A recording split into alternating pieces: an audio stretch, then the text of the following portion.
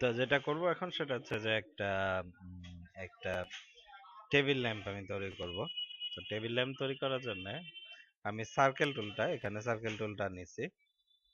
Circle টুলটা নিলাম এবং যেটা করব সেটা হচ্ছে যে আমি সাইডস 50 করে দিলাম, বাড়ায় নিলাম যাতে আমাদের কাজ করতে সুবিধা হয়। এবং আমরা এখানে সে এটার রেডিয়াসটা নিব হচ্ছে গিয়ে লাইক 10 টু 12 নেই, 12 ইঞ্চি। বাই ডিফল্ট এখানে ইঞ্চি আমাদের প্যারামিটার সেট করা আছে। আচ্ছা আচ্ছা, এটা এখানে থাকুক, এরকমই থাকুক। আমি আরেকটা সার্কেল বাইরে অলরেডি 15 নেওয়াই আছে, এটা 3 বা 2 রেডিয়াসে, 2 রেডিয়াসে আমি একটা ইয়ে তৈরি করলাম। ওকে, উঠালাম এটাকে, একটা হালকা একটা হাইট দিব, হালকা একটা হাইট দিব। এবং এটা করব সেটা হচ্ছে যে একটু অফসেট করি, হালকা অফসেট করলাম এবং মুভ টুল দিয়ে আপ অ্যারো দিব। যদি আপনার এরকম না আসে তাহলে অল্টার দিয়ে আপনার অল্টার চাপতে হবে, নাহলে আপনার কাজ করবে না। সরি, অল্টার যদি আপনার এরকম না আসে সেক্ষেত্রে, হ্যাঁ ওকে। সো অল্টার দিয়ে আমরা অটো হোল্ড যেটাকে অপশন, এটাকে অন করতেছি। সো আমি সামথিং অল্প একটু 0.5 ইঞ্চি বা 1 ইঞ্চি উঠাইলাম। আমরা এটাকে বেশ কয়েকটা মুভমেন্ট করব। সো এই হচ্ছে গিয়ে আমরা অ্যারো দেখলাম পয়েন্টার মিলতেছে নাকি ওই সব। নেক্সট এখন হচ্ছে গিয়ে একটা কপি করব। সো 2x লিখলাম, অ্যারে হয়ে গেল একটা, ঠিক আছে। আচ্ছা, আমাদের জিনিসটা ঠিক নাই, সো এই জন্য ঠিক রাখার জন্য আমাদেরকে আপ অ্যারো ইউজ করতে হবে, আপ অ্যারো।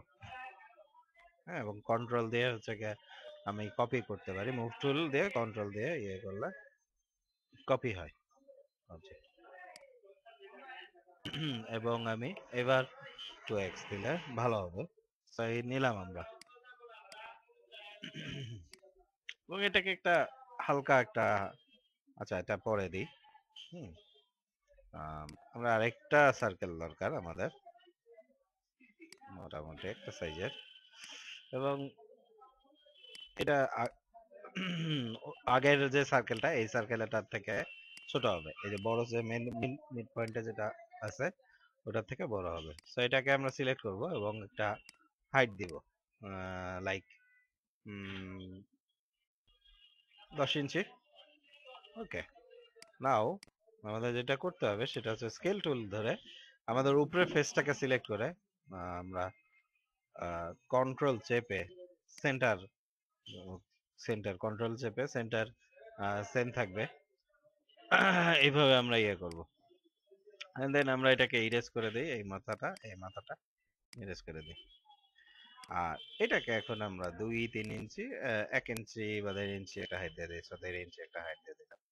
নাও এখন আমরা যেটা করব সেটা হচ্ছে যে এটাকে গ্রুপ করে নেই, ভালো হয় গ্রুপ করে নিলে। এইটাকে গ্রুপ করে এটার যে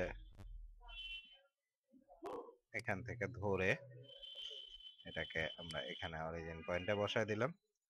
এটাকে ধরে এটাকেও গ্রুপ করে নিলে ভালো, তাহলে আমাদের কাজ করতে সব সময় সুবিধা হবে। আমরা বসায় দিলাম মোটামুটি।